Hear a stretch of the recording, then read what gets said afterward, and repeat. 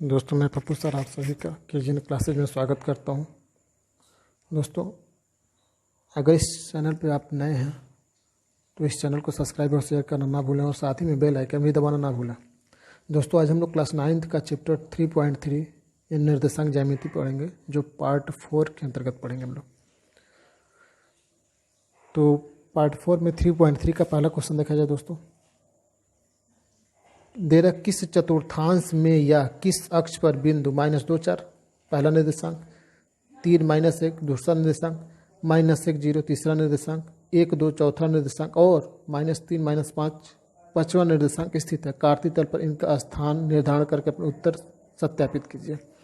अब हम लोग स्ट्रक्चर देख लें। दोस्तों, पहला जो दिया है -2 4, देखिए यहाँ पर -2 4 दिया है, तो यानी यक्स का मान -2 चलना है।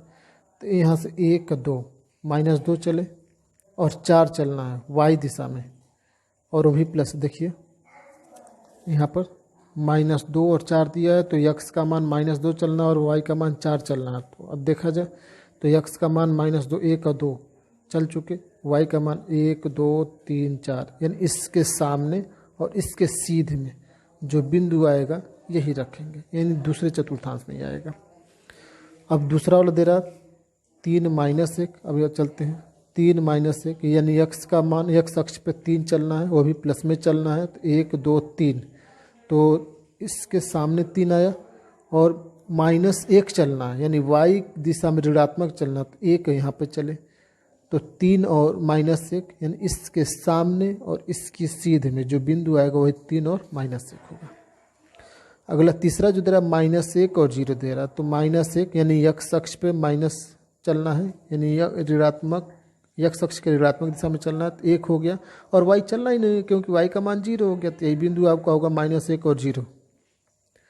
फिर अगला दे रहा 1 और 2, देखिए यहाँ पर 1 और 2, यानी यक्स अक्ष पे 1 चलना, वाई अक्ष पे 2 चलना, वो भी धनात्मक दिशा में। तो यानी यक्स अक्ष पे 1 चले, यहाँ से देखिए 1 चले, और वाई अक्ष पे 2 चले, भी प्लस में चलना 1 2। तो इसके सामने और इसकी सीध में जो बिंदु आएगा उसका निर्देशांक क्या होगा, 1 और 2 होगा।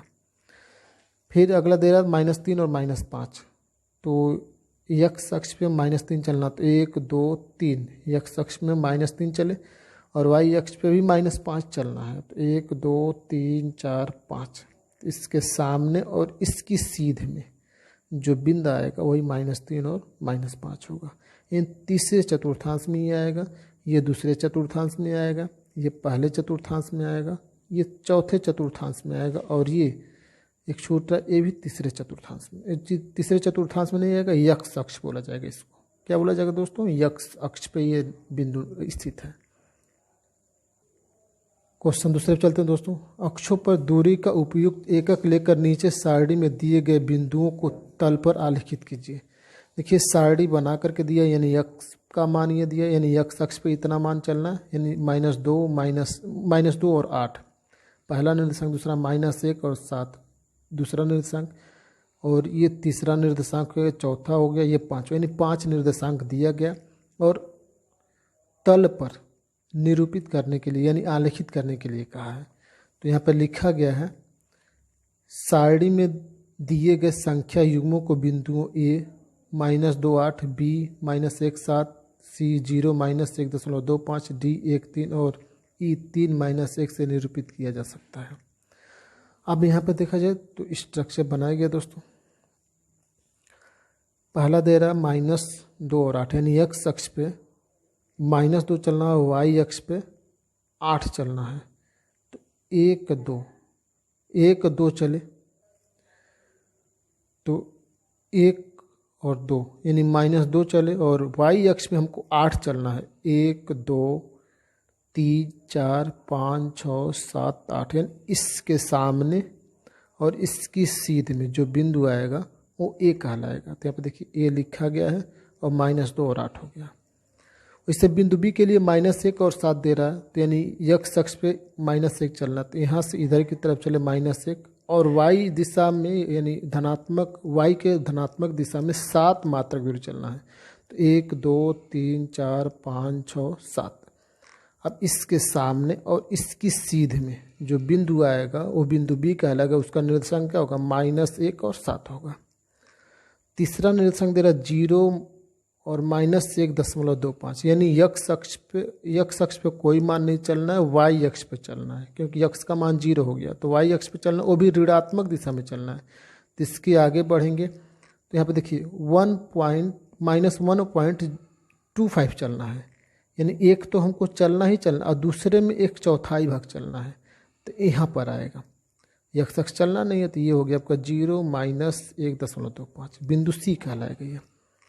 और अगला दे रहा 1 और 3, यक्स का मान 1 चलना है और वाई का मान 3 चलना है। तो यहाँ से यक्स धनात्मक दिशा में चल 1 मात्रक और वाई की दिशा में चलना है धनात्मक दिशा में, तो 1 2 3 मात्रक चलना। तो इसके सामने और इसकी सीध में जो बिंदु आएगा ये डी का लगेगा, इसका निर्देशांक क्या होगा, 1 और 3 होगा।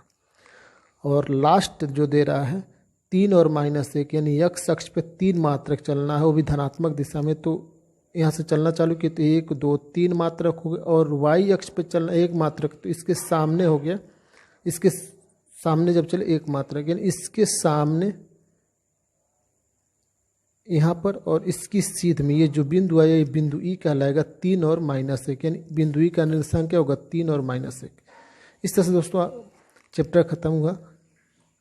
अगले वीडियो हम लोग अगले चैप्टर पे ध्यान देंगे।